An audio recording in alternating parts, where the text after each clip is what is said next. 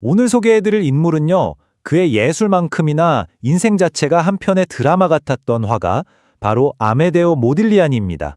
그의 삶과 예술 속으로 한번 깊이 들어가 보시죠. 어떤 사람은 그를 조각 같은 외모를 가진 천재 화가라고 부르고요.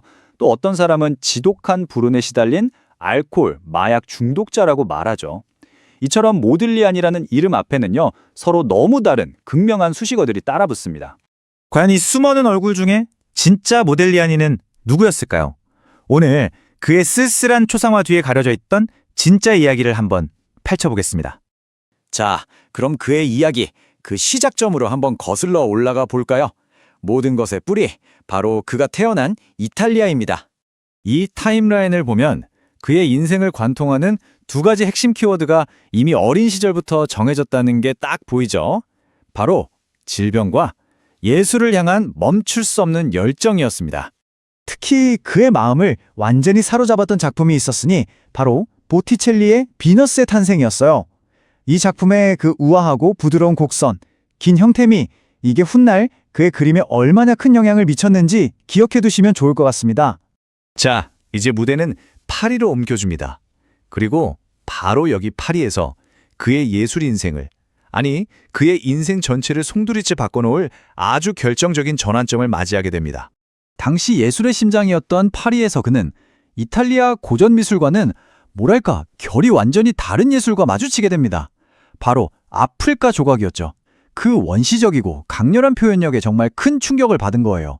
진짜 흥미로운 점은 바로 이겁니다. 그가 이탈리아 고전주의의 우아함과 아프리카 조각의 원시적인 힘, 이 양극단의 스타일을 자신만의 것으로 완벽하게 녹여냈다는 거죠. 지금 보시는 이 조각 작품 두 상을 보면요, 훗날 우리가 알게 될 그의 그림 스타일의 DNA가 이미 여기에 다 들어있습니다. 하지만 운명은 그의 편이 아니었던 것 같습니다. 조각을 할 때마다 흩날리는 그 차가운 돌가루가 그의 병든 폐를 계속해서 파고들었거든요. 결국 그는 평생의 꿈이었던 조각가의 길을 포기하고 그 손에 돌망치 대신 붓을 들어야만 했습니다. 조각가의 꿈은 그렇게 좌절됐지만 역설적이게도 바로 이 시점에서 우리에게 너무나도 익숙한 모딜리아니만의 상징적인 화풍이 드디어 탄생하게 됩니다. 사실 그는 조각을 그만둔 게 아니었어요. 어떻게 보면 돌 대신 물감으로 캔버스 위에 조각을 한 셈이죠. 지금 이 두 작품을 나란히 놓고 한번 보세요. 왼쪽 조각에서 보였던 그 길쭉한 목과 코, 타원형 얼굴, 이런 특징들이 오른쪽 그림으로 그대로, 정말 그대로 옮겨온 게 보이시죠? 그래서 그의 그림들을 보면 딱 이런 특징들이 나타나는 겁니다. 살짝 기울어진 타원형 얼굴, 그리고 백조의 목처럼 아주 길고 우아한 목과 코, 그리고 무엇보다 가장 독특한 건 바로 저 아몬드 모양의 눈이죠. 이 요소들이 다 합쳐져서 그 누구도 따라할 수 없는 모딜리아니만의 스타일이 완성된 거예요. 근데 왜 하필 눈동자가 없는 눈을 그렸을까요? 많은 사람들이 궁금해하죠. 모딜리아니가 직접 이런 말을 남겼습니다.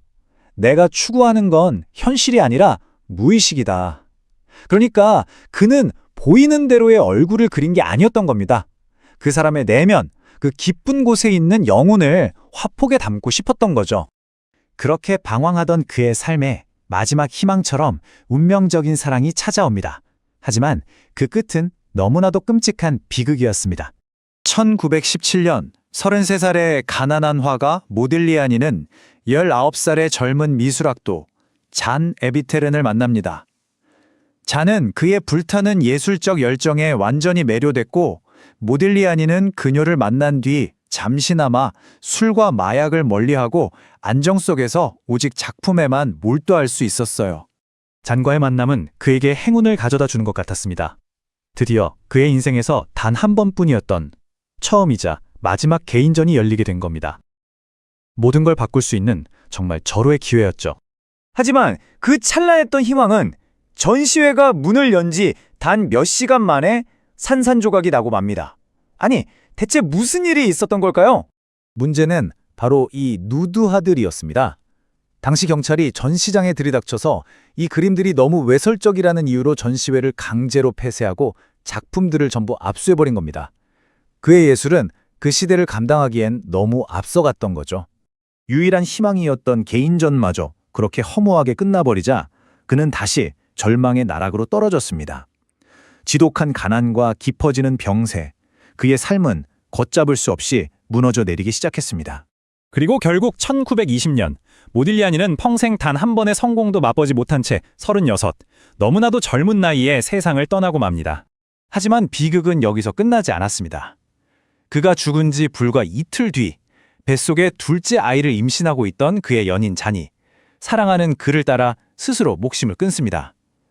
그렇게 두 사람의 지독하고도 아름다웠던 사랑 이야기는 막을 내렸습니다. 그의 삶은 이렇게 비극으로 끝났지만 그의 예술은 아이러니하게도 그가 죽고 나서야 비로소 영원한 생명을 얻게 됩니다. 그리고 바로 여기에 그의 이야기에 가장 커다란 아이러니가 있습니다.